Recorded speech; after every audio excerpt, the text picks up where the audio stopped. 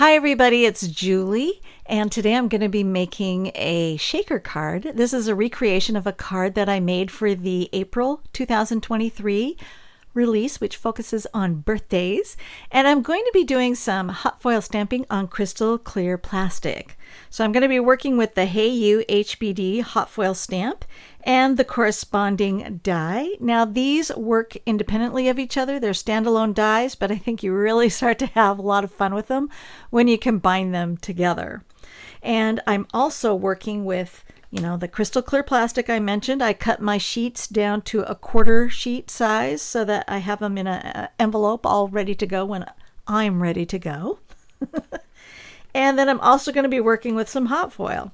This one is a speckled gold, and it has a holographic effect when you tilt it in the light. It's really fun. And this one is by Crafter's Companion for the Gemini foil press, but Spellbinders also makes a similar version of this foil. One thing you want to be cognizant of when you're purchasing your foils is, for the most part, I usually use the Papercraft rolls of foil, even when I'm foiling on crystal clear plastic, and you can identify those on the packaging because it does say whether it's multi-purpose or paper surfaces, and the core inside is white, whereas the multi-purpose foil has a craft core. Now with Spellbinders, I think they only have one version of their foil, so that's not something you need to worry about, but with Crafter's Companion, you do want to make sure that you're working with the Papercraft foil for this particular technique. Okay, so now I'm going to take my foil. I've already cut it, and I wanted to show you, I've actually cut it a little bit larger than this die, and this is because I'm hoping when I get a good foil, I can foil the waste for another project. Now I'm going to put some washi tape. I've neutralized it a little bit against my arm there, and I'm going to put a little bit right there. I just need it to kind of overhang outside the foil, and I'm going to put this one right here, because these surfaces are all quite slick. So now I'm going to go ahead and take my piece of clear plastic. I'm going to put the ugly side down, and I want to make sure that I'm allowing enough gap there for making my shaker window. I'm going to go ahead and take this and lay that right on top. I kind of have to stop talking when I do this kind of stuff so that I need to concentrate. Okay.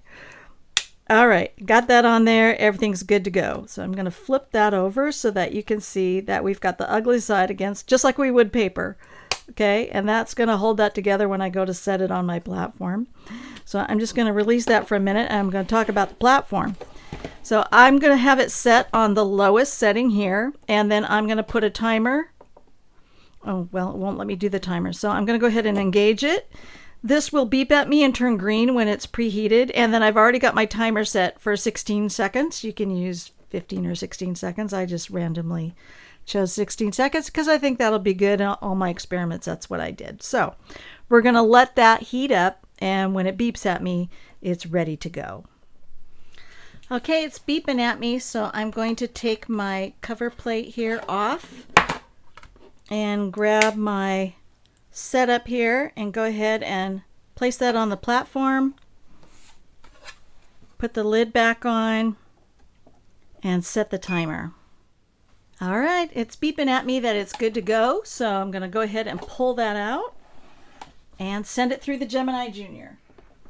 Yeah, I usually don't like to re-engage my plate again. I like to let it just sit there unplugged because I find that it'll overheat because I'm slow getting my next project ready. So if you're getting impatient like me, you can, fan it a little bit to cool it off. So I've got my hot foil stamp here.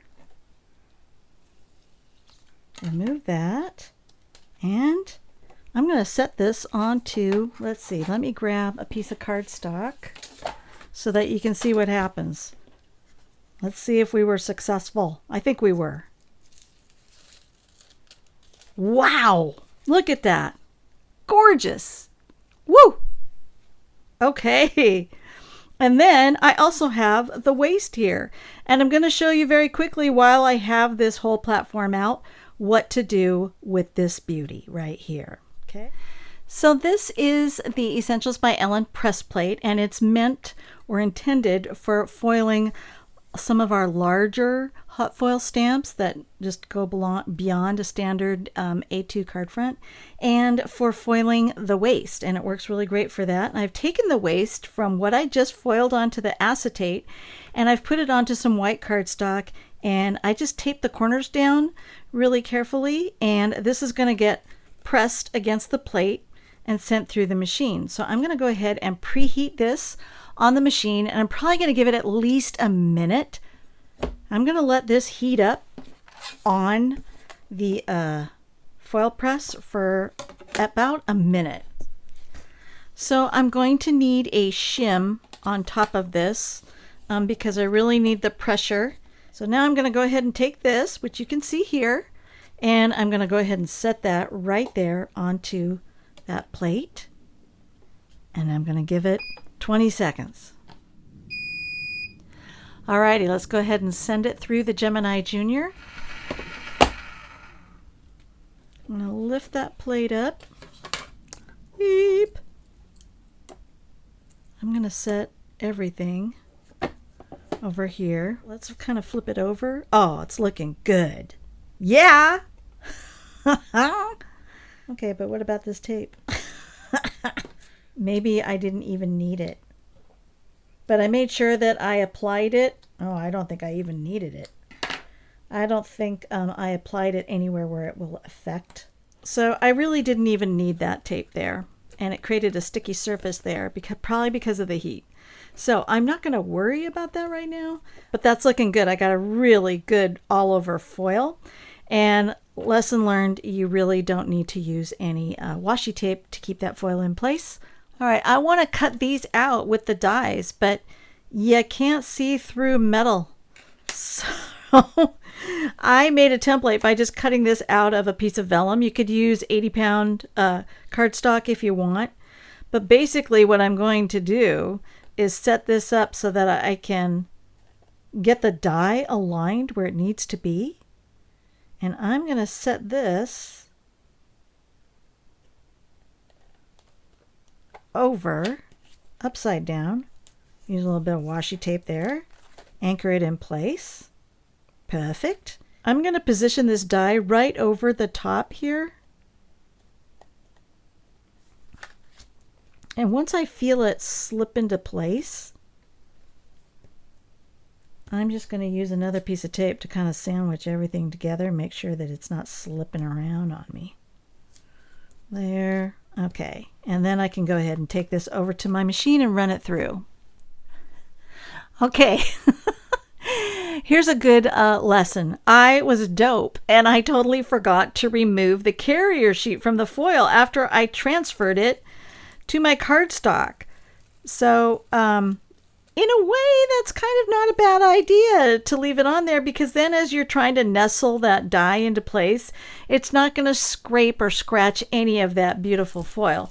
But the funny thing, though, is that I ended up with some of that carrier sheet still on the letters, the individual letters. So then I had to come back and peel that off. But that's okay, right? It protected the letters in a way, so not a big deal, but I just wanted you to be aware of that. So in case your foil looks kind of like, I don't know, it's not quite as what I expected, and you're like, oh, that's because I forgot to remove the carrier sheet. So yeah, word to the wise, remove the carrier sheet. So the rest of this is going to be pretty straightforward. I'm going to trim this down to just enough to make the window. I'm going to go ahead. I like to use a straight blade trimmer when I'm trimming these things down, because using a guillotine cutter has never really been, or a bypass trimmer has never been really great for me. So I usually like to use one of these straight blade cutters like the Fiskars. Now I've already gone ahead and die cut the window here from the front of my card. This is going to go on the top, and this is going to get mounted behind.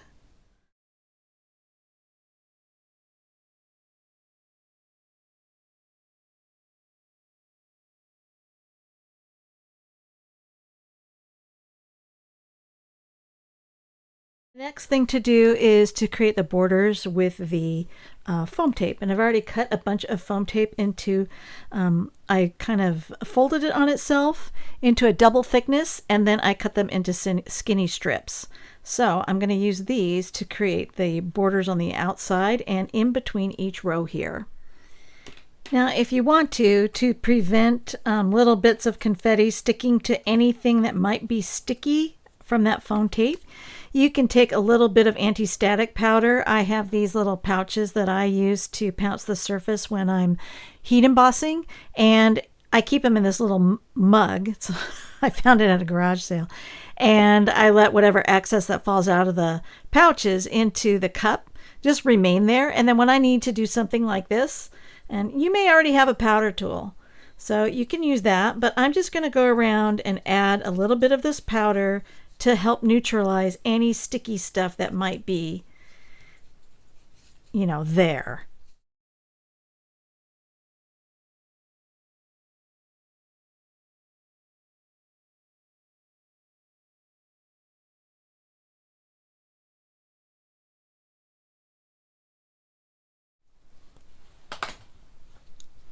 Now it's time to start filling it with confetti. I borrowed these dies to cut up a whole bunch of confetti, and I put them here inside these little containers. So that one has a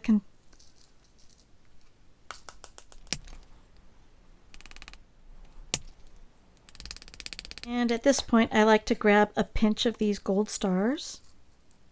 I grab some of these little iridescent stars that I love so much. They tend to reflect the colors that they're with. Now I have a panel that I've already cut just slightly smaller than this top panel, and I'm going to lay that on top and seal all this confetti in each of these chambers. Because this one's cut just slightly smaller than this, I shouldn't have any overhang, but if I do, I can take my scissors and trim that off.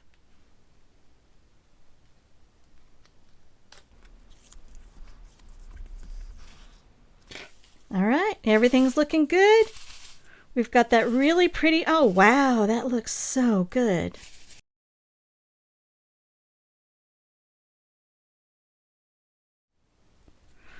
So we're going to glue this to a card front. I'm just going to use some tape runner.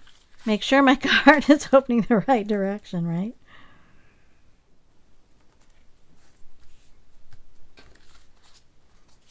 So the fun thing about this, you can see, like, if you wanted to, you could have taken that back panel and did some ink blending on it like I did on this one, or you can just leave it plain and go like this. And I think both of them are just as pretty. Gorgeous and so fun. I love it. Alrighty, there you go. And I hope you'll try foiling on crystal clear plastic. Thanks for watching.